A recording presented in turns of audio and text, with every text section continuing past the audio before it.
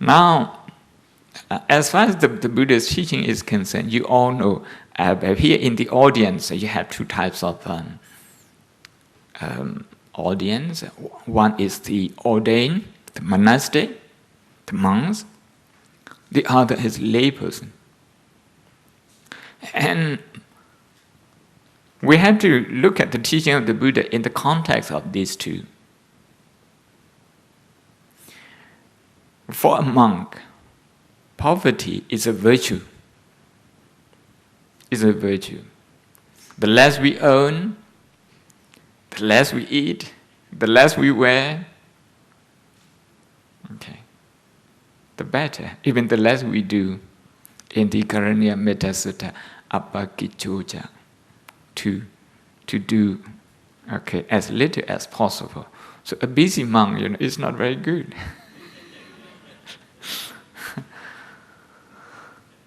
It's not very good. When you're busy, you can lose your temper very easily, and whatever metta you have in your mind, it flies away easily and quickly. That is why the Buddha said, don't make yourself too busy. But for lay people like you, poverty is not a virtue. The Buddha actually says in the Dhammapada, I'm quoting the text because I'm mentioning the text just in case people would like to go deeper into the issue. The Buddha said, hunger is the greatest disease in the world. Meaning poverty is the greatest disease. When the Buddha sees poverty as a virtue for the monks, but for lay people, the Buddha sees it as a disease, as an illness. So if you're poor, you are sick all the time. You need to get cured. And this disease is infectious. Okay, it could infect many people. It's a kind of very dangerous transmitted disease.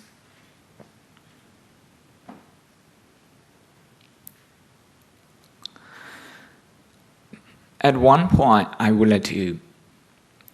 this point, I would like to bring in what the Buddha says, the social and political implication of poverty.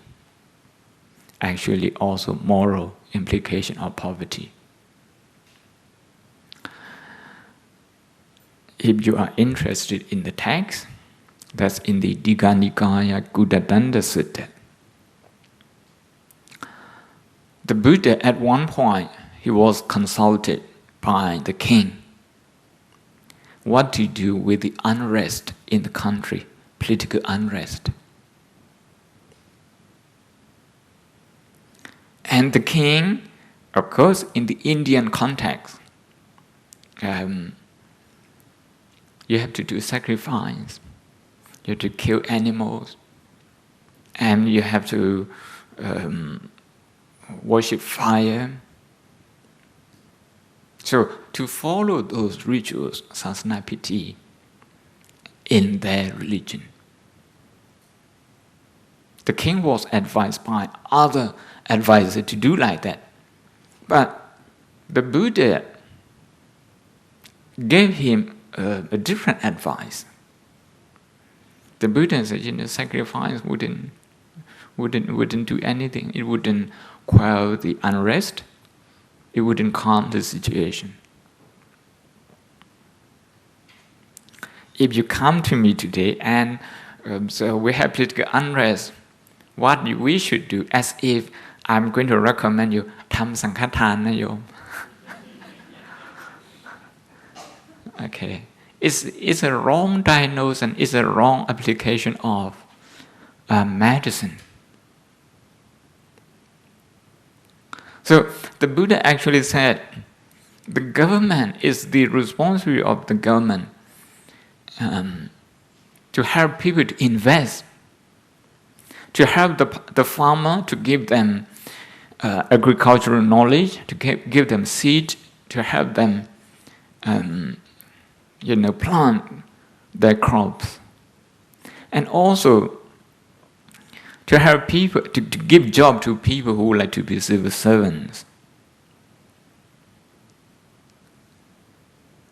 And to give loans to people who want to do business. That's the advice of the Buddha for political unrest.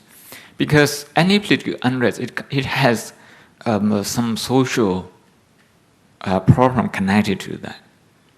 It could be because of the gap between the rich and the poor, or it could be because the basic things are in short supply in the country. And those things, they can cause unrest very easily. So you can see the Buddha's advice is very pragmatic. It takes into consideration the needs of the society, not just individual. I want to make this point. The needs of the whole society. You can see different sections of society: the farmer, the civil servants, and the business people. And they all should be looked after by the government.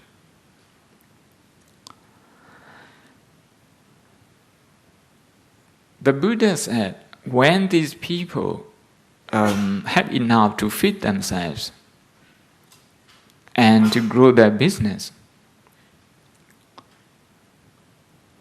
they wouldn't be agitated, their mind wouldn't be agitated. The agitated mind is the origin of the political unrest. Now, another discourse, another sutta, I'm giving this sutta in case you want to read it. Again, in the Digha Nikaya, it is the collection of long discourses. It's called Cakkavati Siyananda Sutta. We have the word in Thai, Chakkapat, that's emperor. This particular sutta talks about emperor. It says, when economy is not good, when poverty is widespread, people cannot follow even the basic rule of the 5 precepts. They will steal from each other, they will burgle into other people's home, they will lie, they will cheat in order to survive. When that happens,